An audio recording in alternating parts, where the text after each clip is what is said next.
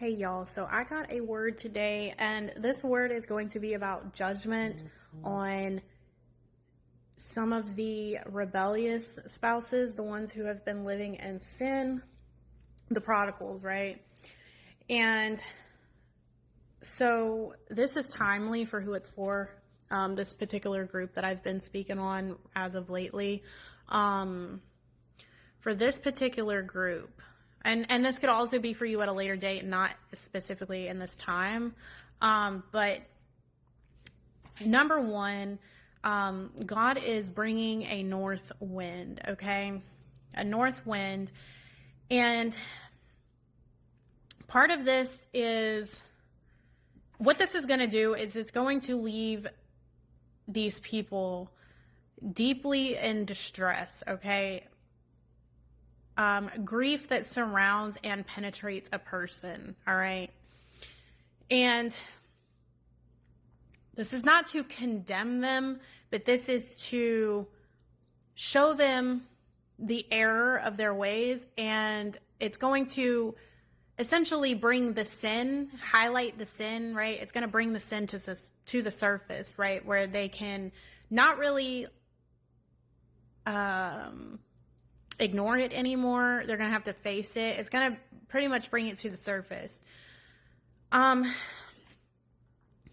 number 4036 means deeply distressed, but at the same time, it also means terror on every side. The north wind represents judgment and cleansing as a harsh force, a divine intervention. So this is God intervening, okay? And this is going to pretty much show them, like, hey, this is like, God's going to show them that whatever sin it is, because everybody's, these prodigals, each one of these prodigals are living in different sin, different lifestyles, whatever the case. But they're going to know that it's displeasing to the Lord, okay? There is a horn that has been blown, the ram's horn, and there is a ram being put at, like, the ram also represents warning. Warning comes before destruction. But that horn was already blown. And they didn't take heed, right? And so now ram also is divine intervention. It represents divine intervention. And so now that north wind is coming, and it's about to, it says north wind, it represents judgment, cleansing as a harsh force. It's going to cleanse them. It's going to purify them of this sin, okay? And it represents revival as a powerful, refreshing force. North wind can bring cold and storms, okay? Cold and storms, that represents like hardship, divine judgment, and a refining process. So this is going to purify them and cleanse them, although it's not going to feel very good. But it's going to bring that, whatever it is, to the surface, and they're not going to be able to deny it anymore. They're going to know why things are happening, and it's going to, all in all, God is trying to get their attention, since he couldn't get their attention in other ways, those warnings and stuff maybe that they had gotten about it. They decided to keep running from that and continue to do it anyways, despite. Some of these things could be addictions, but they have to know that it's displeasing to the Lord, and it's being dealt with, okay?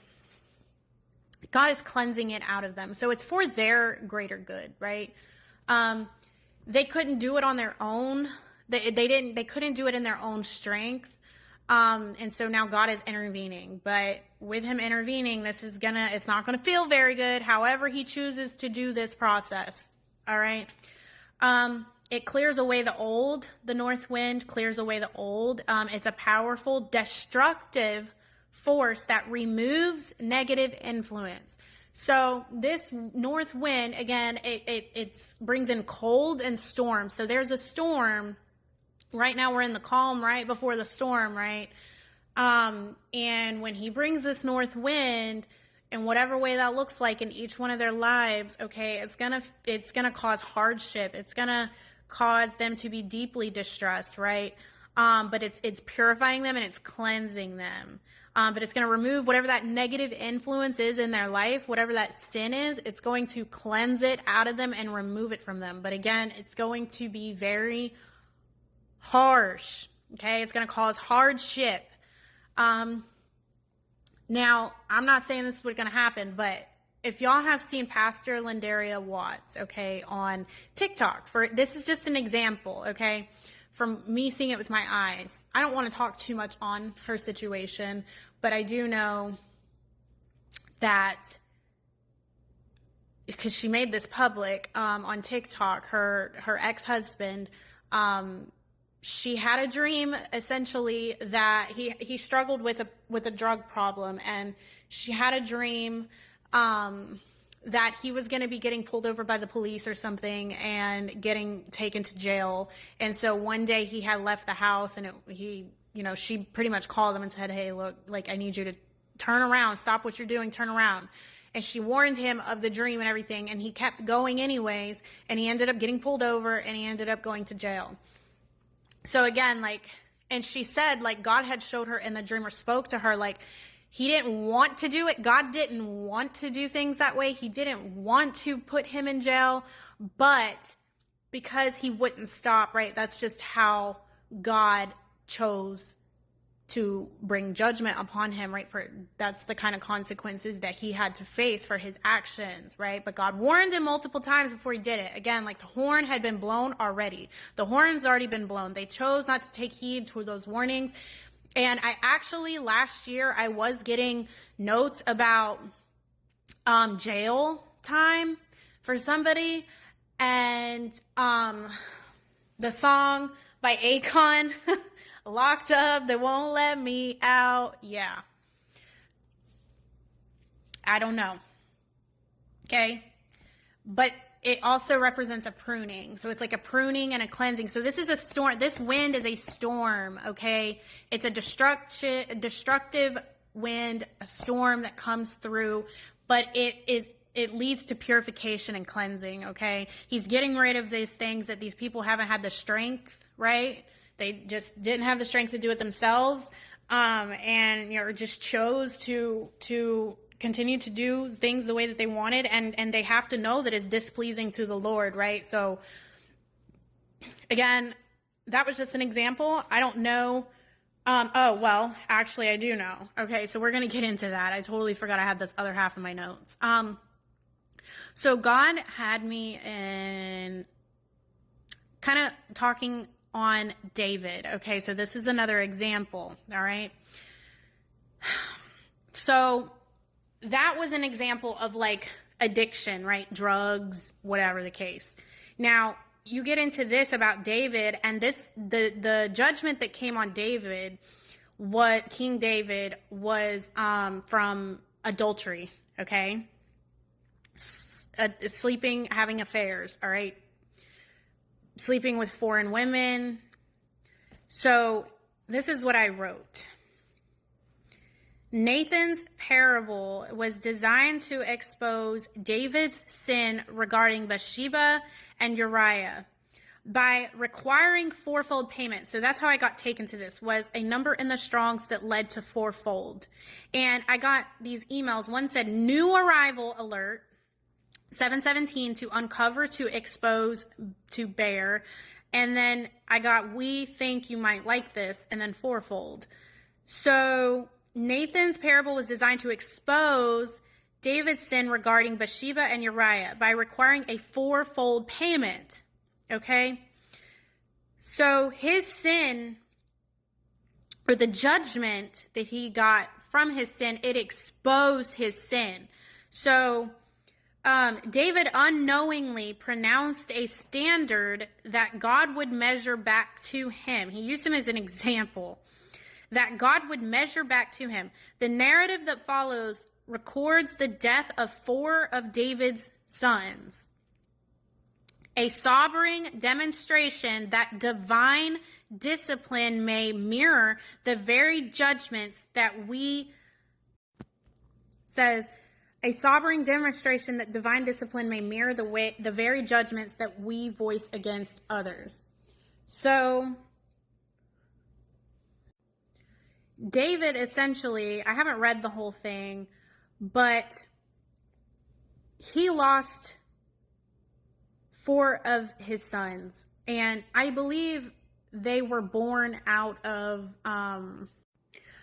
so the first son that he lost was due to his affair with Bathsheba.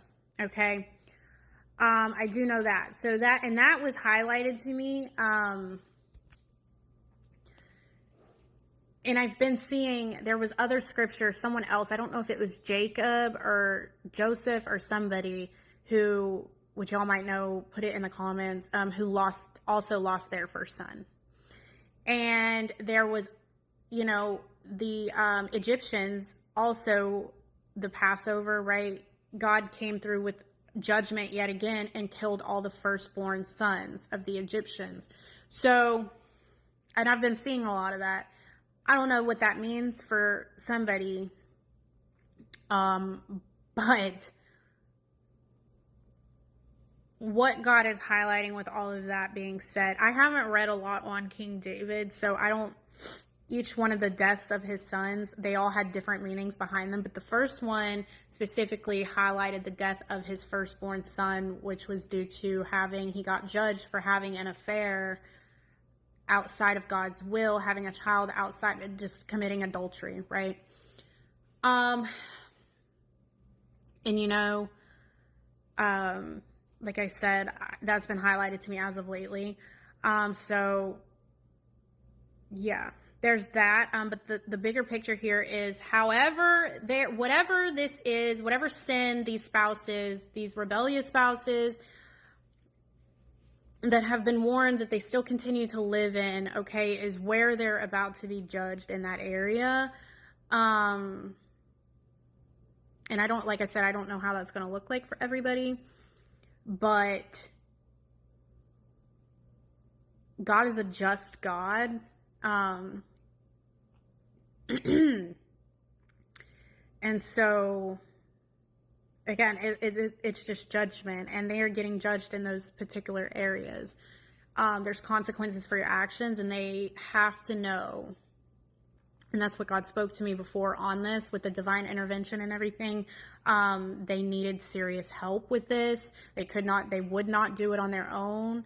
And so now God's intervening, but because God is intervening and stepping in, and they need the serious help that they need with this, they're stuck in this cycle of sin. It's going to be rough, y'all. But again, it's leading to the purification, right?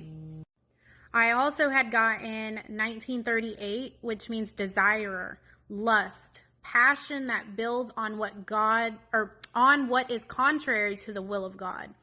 So this particular group of spouses may be lusting after something, right? Something that is contrary to the will, that builds on what is contrary to the will of God. So it could be lusting after a person, lusting after people, lusting after money, lusting after this addiction sin cycle that they're in, right? And I got first choice and truly with that, okay? And I also got provisions. So essentially, God is now putting in place the provisions, right, that they need. And he's helping them, but at the same time they're being judged, but they're also being helped out of this, right? It's just not going to feel good, but God has to be first choice, okay? He will be first choice. You will be first choice, okay? You might not feel like you're first choice right now. They're putting these things and these people above you and in front of you. But once they get judged and cleansed and purified of this, right? And they are born into a new creation in Christ, they will then Christ will be first choice, top priority, as well as you, and the things of God will be priority in their lives. It's going to be a priority shift, okay? Right now, they're living in the world. They're prodigals. That's what a prodigal is, somebody that lives outside of God's will, right? But when God takes them through this judgment that he's about to take them through, this refining fire, right? We've been seeing orange. There is transformation taking place. They're about to go through that fire. That fire, it's going to be hot. It's about to be hot, okay? We've already been through the fire. It's their turn. And so I also had gotten 1029, which means snare, a noose, to constrain someone to obey a command, someone who is caught, fastened, or suspended.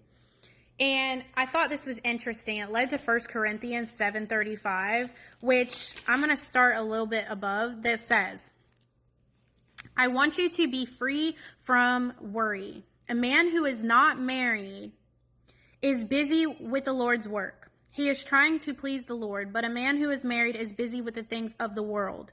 He is trying to please his wife. He must think about two things, pleasing his wife and pleasing the Lord, okay? A woman who is not married or a girl who has never married is busy with the Lord's work. She wants to give herself fully, body and soul, to the Lord. But a married woman is busy with things of the world. She is trying to please her husband. I am saying this to help you. I am not trying to limit you, but I want you to live in the right way. I want you to give yourselves fully to the Lord without giving your time to other things. Right? And that's kind of where the Lord has us at right now in this separation time with our spouses. He wants him to be our first choice first before anything, right? So he's taking us through that season while we're separated, and he's doing a work in us aside from our spouses and doing a work in them aside from us.